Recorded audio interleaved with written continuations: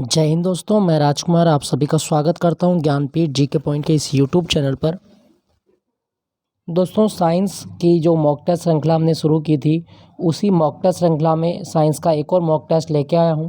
तो चलिए डिस्कस करते हैं इस मॉक टेस्ट को। 50 प्रश्न साइंस के हैं इसमें, और ये बहुत उत्कृष्ट लेवल के प्रश्न मैंने इसमें शामिल किए हैं। तो पहला प्रश्न आपकी स्क्रीन पर क्या कहता है? आज का पहला प्रश्न मॉक टेस्ट में क्वेश्चन है कि समतल दर्पण की वक्रता त्रिज्या कितनी होती है। दोस्तों, समतल दर्पण की अगर हम वक्रता त्रिज्या की बात करें तो समतल दर्पण की वक्रता त्रिज्या अनंत होती है। ऑप्शन ए इसका सही जवाब है। ठीक है, समतल दर्पण की वक्रता त्रिज्या अनंत होती है। एक चीज़ याद रखना, दर्पण की फोकस दूरी और वक्रता त्रिज्या में क्या रिलेशन होता है, अर्थात एफ बराबर होता है R/2। R/2 मतलब फोकस दूरी वक्रता त्रिज्या की आधी होती है। ऐसे आप याद रखिए, पूछ लेता है आपके एग्जाम में कि दर्पण की फोकस दूरी यानी कि एफ और उसकी त्रिज्या में क्या रिलेशन है, तो एफ बराबर R/2। और जो ये जो समतल दर्पण होता है ना, हमारे घरों में जो दर्पण होता है, हमारे घरों का जो दर्पण है वो समतल दर्पण होता है। याद रखिएगा इसके बारे में। नेक्स्ट आपका CFL का पूर्ण रूप क्या होता है? दोस्तों, CFL का जो पूर्ण रूप होता है ना, वो कॉम्पैक्ट फ्लोरेसेंट लैंप होता है। ऑप्शन डी इसका सही जवाब है, कॉम्पैक्ट फ्लोरेसेंट लैंप। ये आप याद रखिएगा। नेक्स्ट प्रश्न आपका, आइंस्टीन को नोबेल पुरस्कार दिया गया किसके लिए? दोस्तों, आइंस्टीन को जो नोबेल पुरस्कार दिया गया था ना, वो प्रकाश वैद्युत प्रभाव के लिए दिया गया था। 1921 में मिला था, ये आप याद रखना। 1921 में आइंस्टीन को भौतिकी का नोबेल मिला और ये प्रकाश वैद्युत प्रभाव के लिए दिया गया था। याद रखिएगा, इसके बारे में पूछ लेता है। क्लियर दोस्तों? चलिए अगले प्रश्न की ओर। इसमें से कहा गया है कि निम्नलिखित में कौन सुमेलित नहीं है। तो कौन सुमेलित नहीं है ये हमें बताना है। तो दोस्तों, इसका सही जवाब क्या होगा? देखो, ग्राहम बेल, इन्होंने टेलीफोन का आविष्कार किया, सही है। J.L. बेयर टेलीविजन का आविष्कार किया था। जे फुर्किंजे, ये पेनिसिलिन नहीं, पेनिसिलिन का आविष्कार अलेक्जेंडर कनिंघम ने किया था। कनिंघम नहीं, फ्लेमिंग, अलेक्जेंडर फ्लेमिंग के द्वारा पेनिसिलिन का आविष्कार किया गया था। यहाँ पे पुरकिंजे लिखा गया जो कि गलत था, फ्लेमिंग ने किया था। जेम्स वाट, भाप का इंजन, ये सही है। तो आपका सी वाला जो है ये आपका गलत मिलान था, क्योंकि पेनिसिलिन बनाई थी अलेक्जेंडर फ्लेमिंग ने। क्लियर? याद रखना इसके बारे में। नेक्स्ट आपका, साइकिल चालक को वर्तुल गति में झुकना चाहिए। दोस्तों, साइकिल चालक को वर्तुल गति में झुकना चाहिए, वो केंद्र की ओर तिरछे झुकना चाहिए, केंद्र की ओर तिरछे। ठीक है, इससे क्या होगा कि आपको जो साइकिल का जब मतलब मोड़ आएगा सड़क पर, तो आपको अभिकेंद्र बल मिल जाएगा, और अभिकेंद्र बल के कारण आप जो है वो गिरेंगे नहीं, आपकी साइकिल फिसलेगी नहीं है। ठीक है, याद रखिएगा। नेक्स्ट आपका, आणविक संचलन के द्वारा ऊष्मा का संचरण क्या कहलाता है?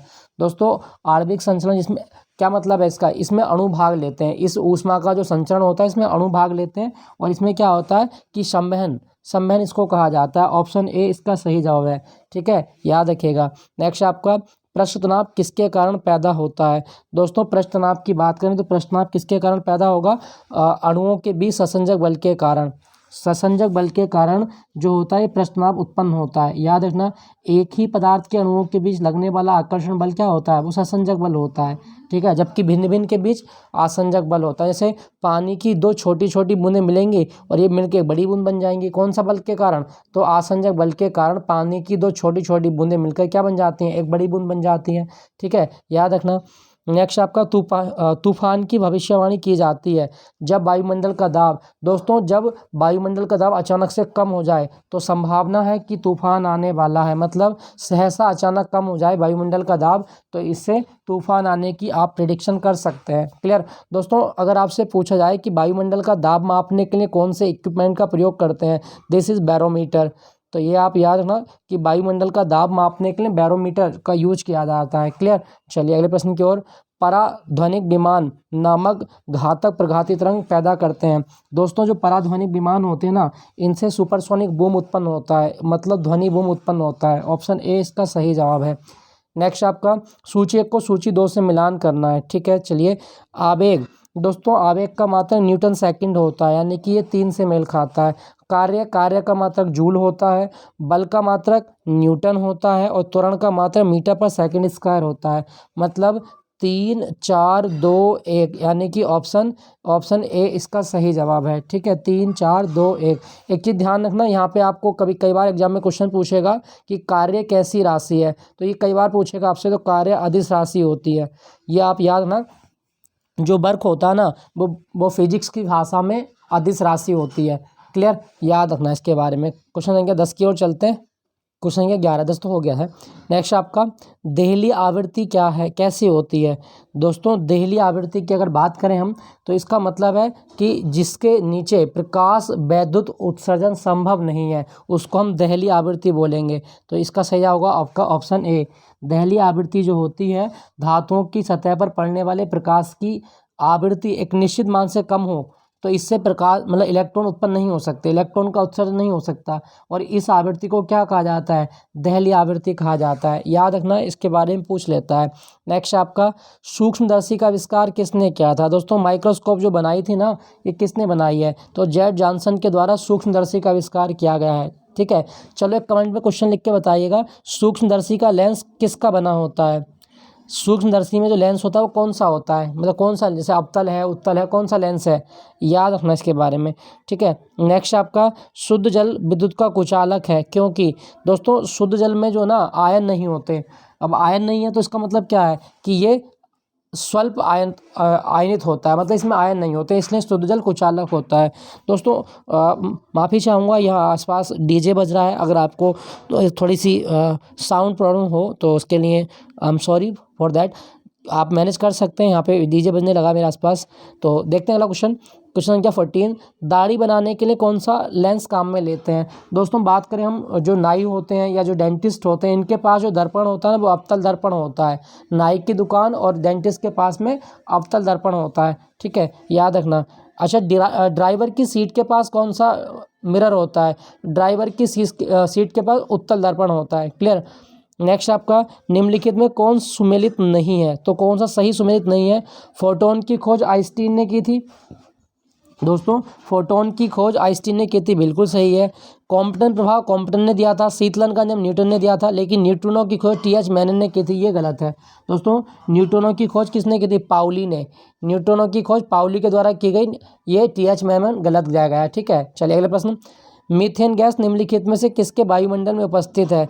दोस्तों बात करें मीथेन गैस की तो मीथेन गैस किसके वायुमंडल में है, तो इसका सही जवाब होगा जो आपका बृहस्पति ग्रह है ना, जुपिटर, इसमें मतलब मीथेन गैस पाई जाती है। ठीक है, याद रखना। अच्छा, इसके उपग्रह कितने, 80। हमारे सौरमंडल का सबसे बड़ा ग्रह वो बृहस्पति ग्रह है, एरिया वाइज अगर देखें तो ये सबसे बड़ा ग्रह है। ठीक है दोस्तों, मंगल ग्रह जो है ना, इसके डीमोस और फोबोस दो उपग्रह हैं। डीमोस और फोबोस जो उपग्रह हैं वो किसके हैं, मंगल ग्रह के हैं। याद रखना इसके बारे में, ये पूछ लेता है। और मंगल ग्रह को लाल ग्रह भी कहा जाता है। क्लियर। दोस्तों यहाँ पर लिखा गया सूर्य और पृथ्वी के बीच की औसत दूरी कितनी है, 149.6 मिलियन किलोमीटर, 149.6 मिलियन किलोमीटर। याद रखना इसके बारे में। नेक्स्ट आपका, एक अंतरिक्ष यान जो चक्कर लगा रहा है वहाँ से एक सेब छोड़ा जाए तो वह क्या होगा। दोस्तों एक अंतरिक्ष यान जो चक्कर लगा रहा है तो अंतरिक्ष यान के साथ साथ उसी गति में गतिमान हो जाएगा। क्यों, क्योंकि जीरो ग्रेविटी होती है अंतरिक्ष में। याद रखना इसके कारण। नेक्स्ट आपका, समुद्र के पानी से कौन सी धातु निकलती है। दोस्तों समुद्र के पानी में जो मतलब साल्ट पाया जाता है, इससे हम कौन सी धातु प्राप्त कर सकते हैं, मैग्नीशियम प्राप्त कर सकते हैं। ऑप्शन डी इसका सही जवाब है, मैग्नीशियम। ठीक है, वैसे एक चीज़ मैं बता दूं, कभी क्लोरोफिल का नाम सुने थे आप, क्लोरोफिल, तो क्लोरोफिल के केंद्र में भी कौन सी धातु होती है। दोस्तों क्लोरोफिल के सेंटर में मैग्नीशियम पाई जाती है। क्लोरोफिल के सेंटर में मैग्नीशियम धातु पाई जाती है, याद रखना। अच्छा एक चीज़ मैं आपको और बता देता हूँ, देखो लिखा गया एल्यूमिनियम। पृथ्वी की जो क्रस्ट होती है, जो भूपर्पटी है, उसमें सबसे ज़्यादा जो मेटल मिलती है वो एल्यूमिनियम होती है। क्लियर, याद रखिएगा। तो समुद्र के पानी से मैग्नीशियम निकल सकता है। नेक्स्ट आपका, निम्नलिखित में से किस ईंधन के कारण पर्यावरण में न्यूनतम प्रदूषण होता है। न्यूनतम का मतलब कम प्रदूषण करता है। दोस्तों हाइड्रोजन को भविष्य का ईंधन भी कहा जाता है और इसके कारण न्यूनतम प्रदूषण देखने को मिलता है। ऑप्शन बी इसका सही जवाब है। ठीक है, ऑप्शन बी। क्लियर। चलिए अगले प्रश्न की ओर, सूक्ष्म जीवों द्वारा कार्बनिक यौगिकों से अल्कोहल के उत्पादन को क्या कहा जाता है। दोस्तों अल्कोहल के उत्पादन की विधि किण्वन कहलाती है, फर्मेंटेशन कहलाती है। ऑप्शन ए इसका सही जवाब है। क्लियर दोस्तों। अच्छा, कौन सा अल्कोहल आप पी सकते हो, तो जो हम शराब पीते हैं उसमें कौन सा अल्कोहल होता है, तो उसमें आपका C2H5OH होता है। तो शराब किस अल्कोहल की बनती है, एथिल अल्कोहल की बनती है। कभी ऐसा क्वेश्चन आए तो आप याद रखना। क्लियर। चलिए अगले प्रश्न की ओर, साबुनीकरण क्या है। दोस्तों साबुनीकरण ना एक प्रोसेस होता है। कैसा प्रोसेस है साबुनीकरण? तो अगर हम बात करें साबुनीकरण की, तो साबुनीकरण की क्रिया में जो है वो साबुन बनाया जाता है। ऑप्शन सी इसका सही जवाब है, ठीक है। अम्ल और क्षार की क्रिया करा के साबुन प्राप्त किया जाता है। नेक्स्ट आपका क्वेश्चन संख्या 22 क्या कहा गया है? निम्नलिखित बहुलकों में से किसका उपयोग ना चिपकने वाली कढ़ाई में किया जाता है? दोस्तों जो ना चिपकने वाली कढ़ाई होती है ना, इसमें हम यूज करते हैं टेफ्लॉन का। ऑप्शन डी इसका सही जवाब है, टेफ्लॉन, ठीक है। इस पर ऊष्मा अम्ल क्षार का कोई प्रभाव नहीं पड़ता। क्लियर। चलिए अगले प्रश्न की ओर। दूध का धवल रंग किस कारण होता है? धवल का मतलब सफ़ेद रंग। दोस्तों दूध का धवल रंग का कारण होता है कैसीन। कैसीन एक प्रोटीन होता है, ठीक है, याद रखना इसके बारे में। अच्छा, गाय के दूध का पीला रंग किसके कारण होता है? तो कैरोटीन के कारण होता है। गाय के दूध का पीला रंग कैरोटीन के कारण होता है। दोस्तों क्या आपको पता है कि दूध को पचाने वाला एंजाइम कौन सा होता है? रेनिन। दूध का पाचन करने वाला एंजाइम रेनिन होता है। क्लियर। अच्छा मैं आपको एक चीज़ और बता दूं, दूध कैसा कोलाइड है? दूध पायस होता है, इमल्सन कहा जाता है इसे। दूध किस प्रकार का कोलाइड है? तो दूध आपका पायस होता है, इमल्सन होता है। क्लियर, याद रखिएगा, इंपॉर्टेंट है, पूछ लेता है आपके एग्जाम में। चलिए अगले प्रश्न की ओर चलते हैं। निम्नलिखित में से कौन सही सुमेलित है? देखो ध्यान रखना, सही सुमेलित है। चलिए देख लेते हैं एक बार। दोस्तों जिंक फास्फाइड के द्वारा हम चूहे का विष मतलब मिलाते हैं, तो ये यहाँ पे हो गया। इसके बाद में और देखें, जिंक फास्फाइड सॉरी वो सल्फाइड है, सॉरी, यहाँ पे देखें, सॉरी, ये है आपका जिंक फास्फाइड। जो चूहे का विष होता है ना, वो जिंक फास्फाइड का होता है। तो ये आप याद रखना, ये आपका सही है, बाकी आपके सारे गलत हैं। क्लियर, ये आप याद रखना। देखो यहाँ पे लिखा गया सिल्वर क्लोराइड। सिल्वर क्लोराइड जो होता है ना, इसको हॉर्न सिल्वर कहा जाता है। सिल्वर आयोडाइड का प्रयोग हम कृत्रिम वर्षा कराने में करते हैं, ये आप याद रखना। क्लाउड सीडिंग होती है इसकी। नेक्स्ट है, जल का स्थानांतरण क्या है? दोस्तों जल का जो स्थानांतरण होता है, ये आपका संसुघटित तथा अपसुघटित होता है, मतलब ए और बी दोनों सही हैं। क्लियर। चलिए, थर्मामीटर जो 2000 डिग्री सेल्सियस ताप मापने में उपयुक्त होता है, वह क्या होता है? दोस्तों थर्मामीटर जो होता है ना, ये पूर्ण विकिरण पायरोमीटर होता है। 2000 डिग्री सेल्सियस ताप मापने के लिए आप उच्च तापमान मापने वाले स्केल का यूज करेंगे और इसको बोलेंगे पायरोमीटर। क्लियर, याद रखिएगा। मूत्रालयों के पास प्राय नाक में चुभने वाली गंध का कारण क्या है? मूत्रालयों के पास जो नाक में गंध चुभती है ना, वो अमोनिया होती है आपकी। अमोनिया यानी कि ऑप्शन बी इसका सही जवाब है, ठीक है। अमोनिया का सूत्र क्या होता है? अमोनिया का सूत्र NH3 होता है, जो फ्रीज में भी हम भर सकते हैं ना आज के टाइम में। अमोनिया का यूज आप फ्रीज में भी कर सकते हो। क्लियर। दोस्तों यहाँ पे लिखा गया आपका यूरिया। अगर कभी क्वेश्चन आए, यूरिया का फॉर्मूला क्या होता है? NH2CO NH2, ये यूरिया का फॉर्मूला होता है और इसमें 46% नाइट्रोजन देखने को मिलती है। क्लियर, याद रखना। कच्ची चीनी को रंग विहीन करने के लिए जो चारकोल प्रयुक्त किया जाता है, वह कौन सा चारकोल होता है? दोस्तों कच्ची चीनी का रंग उड़ाने के लिए हम पशु चारकोल का यूज करते हैं, यानी कि एनिमल चारकोल का यूज किया जाता है। ऑप्शन ए इसका सही जवाब है। क्लियर। चलिए अगले प्रश्न की ओर चलते हैं। शहद का प्रमुख घटक क्या है? दोस्तों शहद की मिठास का कारण क्या होता है? इसमें फ्रक्टोज भी देखने को मिलती है, और इसमें फ्रक्टोज के साथ साथ जो होता है ना, इसमें ग्लूकोज भी देखने को मिलेगी। तो ग्लूकोज और फ्रक्टोज दोनों होते हैं, यानी कि डी इसका सही जवाब है। ऑप्शन ए और सी दोनों सही हैं, ठीक है। दोस्तों क्या आपको पता है कि एपीकल्चर क्या होता है? एपीकल्चर क्या है? तो आप याद रखना, एपीकल्चर मधुमक्खी पालन को कहा जाता है। क्लियर। चलिए अगले प्रश्न की ओर चलते हैं। सिलिकॉन किसका पॉलीमर है? दोस्तों सिलिकॉन जो पॉलीमर है ना, वो किसका है? वो डाई एल्किल क्लोरोसिलियन का मतलब पॉलीमर होता है। ऑप्शन ए इसका सही जवाब है, ठीक है। अगर कभी क्वेश्चन आए, जो हमारी मतलब आईसी चिप होती हैं, आईसी चिप बनाने में किसका यूज करते हैं? दोस्तों सिलिकॉन का। क्योंकि सिलिकॉन जो होता है ना, ये आपका सेमीकंडक्टर के रूप में यूज कर सकते हैं आप इसको। सेमीकंडक्टर होता है ये, इसीलिए जो हमारी आईसी चिप होती है ना, आईसी चिप बनाने में हम सिलिकॉन का यूज करते हैं, सेमीकंडक्टर होने के कारण, याद रखना। नेक्स्ट आपका, निम्नलिखित धातु में से किसका गलनांक सबसे कम है? तो सबसे कम मेल्टिंग पॉइंट की अगर हम बात करें इन ऑप्शन के अनुसार, तो वो धातु आपकी पारा का गलनांक सबसे कम है इनके अनुसार, क्योंकि पारे का गलनांक कितना होता है? 39 मान सकते हो आप, 39 डिग्री सेल्सियस, ठीक है। याद रखना इसके बारे में। तो इसका बात करूँ पारे की, दोस्तों पारे का एस क्या होता है? सिनेवार। पारे का अयस्क सिनेवार होता है, और पारे की ज़्यादा कंजम्पशन अगर आपने की, तो पारे की ज़्यादा कंजम्पशन से आपको एक रोग हो जाएगा, मीनामाटा डिजीज़, ये पारे की कंजम्पशन से होता है। क्लियर, याद रखना दोस्तों यहाँ पे लिखा गया आपका सोना। सोने का संकेत पूछेगा, आवर्त सारणी में क्या होता है? AU। चांदी का क्या होता है Ag और कॉपर का क्या होता है Cu, याद रखिएगा। नेक्स्ट आपका केसर किससे प्राप्त होता है? दोस्तों केसर की मैं बात करूं तो केसर जो होगा ये वर्तिकाग्र से प्राप्त होता है, वर्तिकाग्र। तो इसका सही जवाब क्या बनेगा? वर्तिकाग्र को क्या बोलेंगे आप? इसको बोलेंगे फूल और बीज बनाने वाले भागों से। दोस्तों केसर जो की बात करूं तो भारत में सबसे ज़्यादा केसर जम्मू कश्मीर में होता है, और जम्मू कश्मीर में केसर के बागानों को करेवास कहा जाता है। क्या कहा बोलते हैं हम? करेवास, याद रखना। केसर या क्रांति वो केसर के लिए है, ठीक है। निम्नलिखित में से जैव उर्वरक के रूप में कौन यूज किया जाता है? दोस्तों जो बायो फर्टिलाइजर होते हैं वो कौन कौन होते हैं? तो इसके बारे में बताऊं, देखो नील हरित शैवाल और एजोला। दोस्तों नील हरित शैवाल और एजोला दोनों आपके बायो फर्टिलाइजर के रूप में यूज करते हैं, मतलब ऑप्शन डी इसका सही जवाब है। क्लियर। चलिए अगले प्रश्न की ओर। कहा गया है कि युग्मन और प्रतिकर्षण किसकी दो अवस्थाएं होती हैं? दोस्तों युग्मन और प्रतिकर्षण जो है ना, ये म्यूटेशन अर्थात उत्परिवर्तन की दो अवस्थाएं होती हैं। उत्परिवर्तन क्या होता है दोस्तों? डीएनए या मैं कहूँ जीन में होने वाला जो स्थायी विकार है, जीन में होने वाली परमानेंट चेंजिंग को हम म्यूटेशन बोलेंगे, याद रखना। क्वेश्चन संख्या 35 की ओर चलते हैं। क्वेश्चन संख्या 35 क्या कहा गया है? क्वेश्चन कहा गया पेनिसिलिन किससे प्राप्त की जाती है? दोस्तों दुनिया में जो पहली बार पेनिसिलिन बनाई थी अलेक्जेंडर फ्लेमिंग ने, और ये जो पेनिसिलिन बनाई गई ये एक कवक से बनाई गई थी, फंजाई से बनाई गई है। तो इसका सही जवाब है आपका ऑप्शन सी, फफूंद से बनाई गई है। दोस्तों क्या आपको पता है कि जो कवक या फफूंद होते हैं इनका अध्ययन माइकोलॉजी कहलाता है? माइकोलॉजी, फफूंद का अध्ययन। और एक चीज़ याद रखना, मशरूम जो होता है ना, मशरूम एडिबल फंगस होता है। मशरूम एक ऐसा फंगस है जिसको आप खा सकते हो, ठीक है, याद रखना इसके बारे में। दोस्तों यहाँ पे लिखा गया आपका शैवाल जो होते हैं इनमें क्लोरोफिल पाया जाता है, ये खाना बना सकते हैं। शैवालों का अध्ययन क्या होता है? फाइकोलॉजी।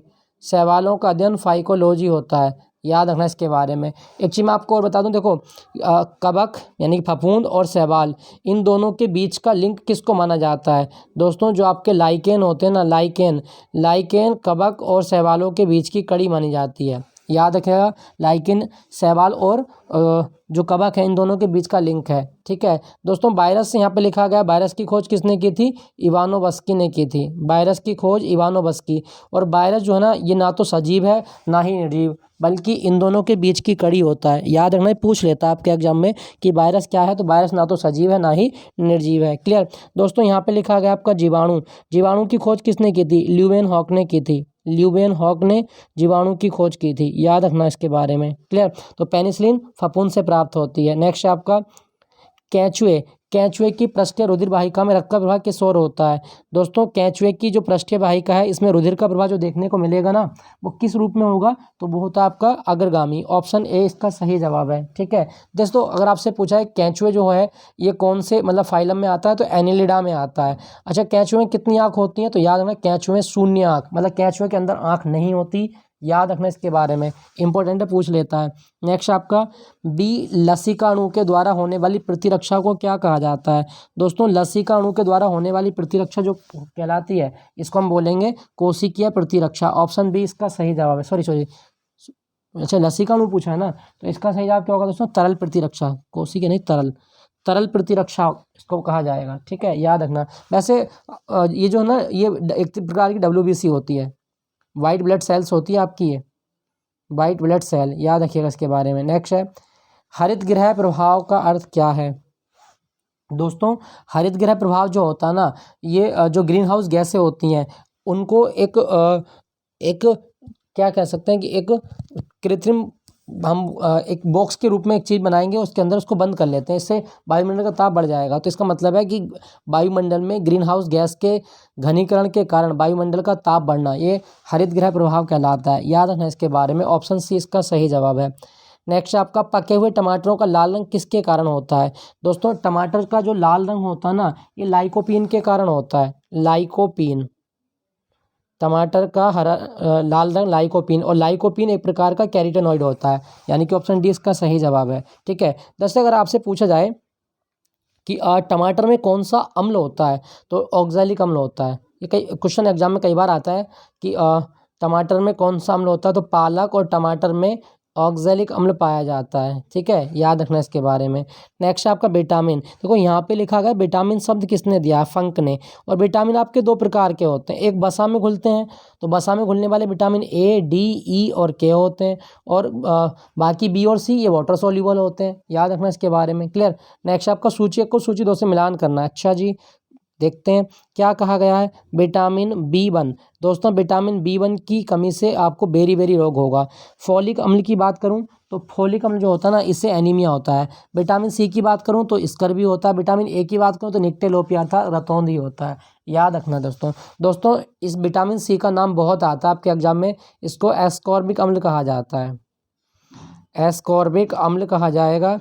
याद रखिएगा इसके बारे में, पूछ लेता है। और दूध और मांस में कौन सा विटामिन नहीं होता, विटामिन सी ना तो मांस में होता है मीट में, और ना ही जो आपका मिल्क है उसमें भी आपका विटामिन सी नहीं देखा जाता। याद रखना दोस्तों इसके बारे में, बहुत बहुत इंपॉर्टेंट है। दोस्तों यहाँ पे मैं आपको विटामिन ए का केमिकल नाम और बता दूं, रेटिनॉल। रेटिनॉल जो होता है ना, ये विटामिन ए का रासायनिक नाम है। ठीक है, विटामिन ए हमारी आँखों के लिए बहुत अच्छा माना जाता है, टीयर फॉर्मेशन का कार्य करता है। जो हमारे आंसू बनते हैं, इसकी कमी से हमारी आंखें सूख जाएंगी। ज़ीरोफ्थैलेमिया हो सकता है, निक्टेलोपिया हो सकता है, और ये हमारा जो ना इन्फेक्शन को रोकने का काम भी करता है विटामिन ए। क्लियर, याद रखना। नेक्स्ट है, सूर्य के प्रकाश के दृश्य भाग से प्रकाश संश्लेषण किया जाता है। दोस्तों जो दृश्य भाग से प्रकाश संश्लेषण होगा ना, वो किस में देखा जाएगा, तो जो आपके बैक्टीरिया होते हैं ना, वो दृश्य प्रकाश से आपके क्या कर सकते हैं, वो प्रकाश संश्लेषण कर सकते हैं। ऑप्शन बी इसका सही जवाब है। ठीक है दोस्तों, कभी क्वेश्चन आए कि सूर्य का प्रकाश समुद्र में कितनी गहराई तक जाता है, तो लगभग 200 मीटर की गहराई तक जाता है। याद रखिएगा इसके बारे में। नेक्स्ट आपका मूल दाब किसके द्वारा मापा जाता है। दोस्तों मूल दाब अगर हम मापना है तो हम इसको मापेंगे ऑक्सीनोमीटर से। देखो यहाँ पे मूल्य दाब का मतलब क्या है, जड़ के अंदर जो दाब होता है ना, जो पौधे की जड़ में दाब होता है उसको हम ऑक्सीनोमीटर से मापते हैं। लेकिन अगर कहता है कि वायुमंडल का दाब, तो बैरोमीटर से मापते हैं। ठीक है, याद रखना इसके बारे में। वह ग्रंथि कौन सी है जिसे मास्टर ग्रंथि कहा जाता है। सिंपल क्वेश्चन, पीयूष ग्रंथि। पिट्यूटरी ग्रंथि जो कि आपके मस्तिष्क के आधार में होती है, इसको हम क्या बोलेंगे, इसको मास्टर ग्रंथि कहा जाता है, और ये अंतःस्रावी है। याद रखना इसके बारे में। क्लियर। नेक्स्ट आपका, निम्नलिखित में से किसी कोशिका में अचल संपत्ति किसको माना गया। दोस्तों कोशिका की अचल संपत्ति माना जाता है न्यूक्लिक अम्ल को। ऑप्शन ए इसका सही जवाब है, न्यूक्लिक अम्ल। दोस्तों क्या आपको पता है कि कोशिकाओं का अध्ययन साइटोलॉजी कहलाता है। कोशिकाओं का अध्ययन क्या है, साइटोलॉजी। और कोशिका की खोज किसने की थी, रॉबर्ट हुक ने की थी। रॉबर्ट हुक के द्वारा कोशिका की खोज की गई है। ठीक है दोस्तों यहाँ पे लिखा गया आपका वसा। क्या आपको पता है कि 1 ग्राम वसा जो है वो कितनी एनर्जी हमें देती है। तो दोस्तों 1 ग्राम वसा से 9 कैलोरी ऊर्जा हमें मिलती है। कितनी, 9 कैलोरी। याद रखना इसके बारे में, पूछ लेता है ना। और अगर आपसे पूछे कि 1 ग्राम कार्बोहाइड्रेट, तो 1 ग्राम कार्बोहाइड्रेट से जो हमें एनर्जी मिलेगी वो 4 कैलोरी होती है। याद रखिएगा इसके बारे में। क्लियर दोस्तों यहाँ पे मैं आपको एक चीज़ बताऊँ, प्रोटीन लिखा गया, प्रोटीन की जो यूनिट है वो एमिनो एसिड होती है। प्रोटीन की यूनिट क्या है, एमिनो एसिड। क्लियर, याद रखना। नेक्स्ट, क्लोरोमाइसिटिन क्या है। दोस्तों जो क्लोरोमाइसिटिन होता है ना, ये आपका एक प्रकार का एंटीबायोटिक होता है, यानी कि प्रतिजैविक पदार्थ होता है। नेक्स्ट आपका, मानव शरीर की सबसे लंबी कोशिका कौन सी है। दोस्तों लॉन्गेस्ट पूछा तो ध्यान रखना, तो मानव शरीर की सबसे लंबी कोशिका जो होती है ना, वो तंत्रिका कोशिका होती है, तंत्रिका कोशिका। याद रखना। चलिए अगले प्रश्न की ओर। क्वेश्चन नंबर 47, क्या कहा गया है, कंप्यूटर का मुख्य भाग कौन सा होता है। दोस्तों कंप्यूटर का मुख्य भाग सीपीयू होता है। सीपीयू को कंप्यूटर का ब्रेन भी कहा जाता है। सीपीयू को कंप्यूटर का ब्रेन कहा जाता है। याद रखना इसके बारे में, पूछ लेता है। अच्छा वैसे अगर क्वेश्चन आए कि कंप्यूटर का फादर किसको कहा गया, तो father of computer Charles Babbage. Charles Babbage को फादर ऑफ कंप्यूटर कहा जाता है। याद रखना। नेक्स्ट, विशाल मोबाइल कंपनी नोकिया किस देश की कंपनी है। दोस्तों नोकिया जो है ना एक नदी का नाम है, और ये अगर हम बात करें नोकिया तो ये फिनलैंड की कंपनी है। ऑप्शन सी इसका सही जवाब है। फिनलैंड की राजधानी क्या है, हेलसिंकी। हेलसिंकी इसकी राजधानी है। याद रखिएगा इसके बारे में। क्लियर। चलिए अच्छा मैं आपको एक चीज़ और बता दूं, मोबाइल का आविष्कार किसने किया था। दोस्तों कभी क्वेश्चन आए मोबाइल का आविष्कार किसने किया, मार्टिन कूपर ने। मार्टिन कूपर के द्वारा मोबाइल का आविष्कार किया गया है। नेक्स्ट, कंप्यूटर भाषा कोबोल किसके लिए उपयोगी है। दोस्तों कोबोल जो होती है ना, ये किसके लिए उपयोगी है, तो ये व्यावसायिक कार्यों के लिए उपयोगी है। ऑप्शन बी, नेक्स्ट आपका ग्रुप वेयर क्या होता है दोस्तों? ग्रुप वेयर की बात करें तो ग्रुप वेयर एक प्रकार का आपको देखा जाएगा तो सॉफ्टवेयर होता है। ऑप्शन 20 का सही जवाब है। ठीक है दोस्तों, चलो एक क्वेश्चन बताना है आपको कि मैं क्वेश्चन पूछ लूँ आपसे, कंप्यूटर का क्वेश्चन है। एक निबल कितने बिट के बराबर होता है? कंप्यूटर में एक निबल बराबर कितने बिट, एक निबल बराबर कितने बिट होते हैं, ये कमेंट में लिख के आप बताइएगा।